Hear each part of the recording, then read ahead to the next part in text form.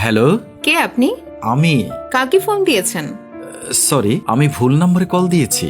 ওকে, আর phone দিবেন না। এরপর লাইনটা কেটে যায়। পরের দিন ছেলেটি আবার কল দিয়ে বসলো। ওপারে কল রিসিভ করে মেয়েটি বলল, এই ছাগল, তোকে বলছি না ফোন দিবি না, কাট। কাটার পরে ছেলেটি আবারও কল দিল। তারপর মেয়েটি রেগে গিয়ে বলল, এই অসভ্য, ফোন দিলি কেন? কাট বলছি। এভাবেই একাধারে 3 মাস বকা শুনল। সে কখনোই মেয়েটাকে কিছু বলেনি। একদিন ছেলেটি আবারও কল দিল। কল ধরে মেয়েটা বলে উঠল, এই ছাগলের বাচ্চা, তোর এত বকা দি তারপরেও ফোন দিস কেন? আসলে আসলে তোর জন্মেরই ঠিক নাই। তোর মা তোকে কিভাবে জন্ম দিয়েছে? হ্যাঁ, বেয়াদব একটা। Line cut. এত বড় বকা শুনে 2 চোখে পানি চলে আসলো। তখন ছেলেটি বলল, ম্যাডাম, আমি ইচ্ছে করে 3 মাস আপনার বকা শুনেছি। শুধু আপনার কণ্ঠটা শোনার জন্য এত বড় বকা দিলেন, আজও কিছু বলবো না। শুধু এটুকুই বলবো যে আপনার কণ্ঠটা অনেক সুন্দর। লাইনটা কাটুন। মেয়ে মাদ্রাসায় পড়ে। 3 মাস পর হঠাৎ মানসিক চাপে পড়ে গেল মেয়েটি। ঠিকমতো ঘুমায় না, খায় না, কারোর সাথে কথাও বলে না। মাদ্রাসায় যাওয়া বন্ধ। তার কিছুই এখন ভালো লাগে না।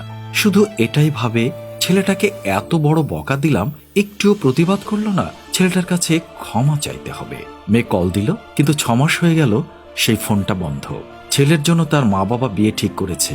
রাত পোহালেই তার বিয়ে। হঠাৎ বন্ধ সিম চালু করতেই দেখে 5000-এরও বেশি মিস কল ওই মেয়েটার। 2 মিনিট পরেই মেয়েটির কল আসলো। ছেলেটি কলটা ধরল। হ্যালো, তুমি কই ছিলা এতদিন? আমি কই ছিলাম তা জেনে আপনার কি প্রয়োজন? আমি তোমার কাছে ক্ষমা চাই, তুমি আমাকে ক্ষমা করে দাও। আমি তোমাকে ভালোবেসে ফেলেছি। তুমি 3 মাস বকা দিয়ে ভালোবেসেছো, আর আমি প্রথম বকা খেয়ে তোমাকে ভালোবেসেছিলাম।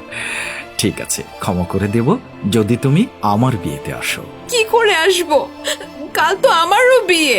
বিয়ে শেষে বউ নিয়ে বাড়িতে আসলো ওই ছেলেটি। বাসর রাতে মেয়ের কাছে গিয়ে দেখে মেয়ে এত কান্না করছে যে কান্নার কোনো সীমা নাই।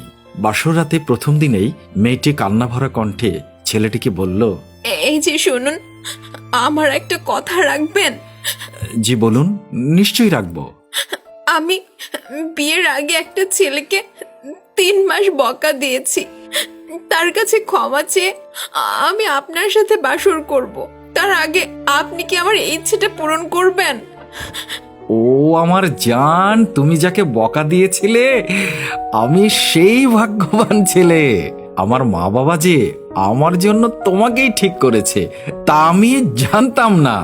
এটা শুনেই দুজন দুজনের গলা জড়িয়ে ধরল এবং এই আনন্দে ওরা বাসরের কথা ভুলেই গেছে আর একে অপরকে বলছে, আই লাভ ইউ মেরি জান। I love you too. এরই মধ্য দিয়ে শেষ হয়ে গেল আমাদের আজকের গল্প। তখনই খুব খারাপ লাগে যখন আমাদের ভিডিও দেখেন অথচ কমেন্ট না করেই চলে যান। আশা করছি গল্পটা কেমন লাগলো সেটা অবশ্যই কমেন্টে জানাবেন। ধন্যবাদ।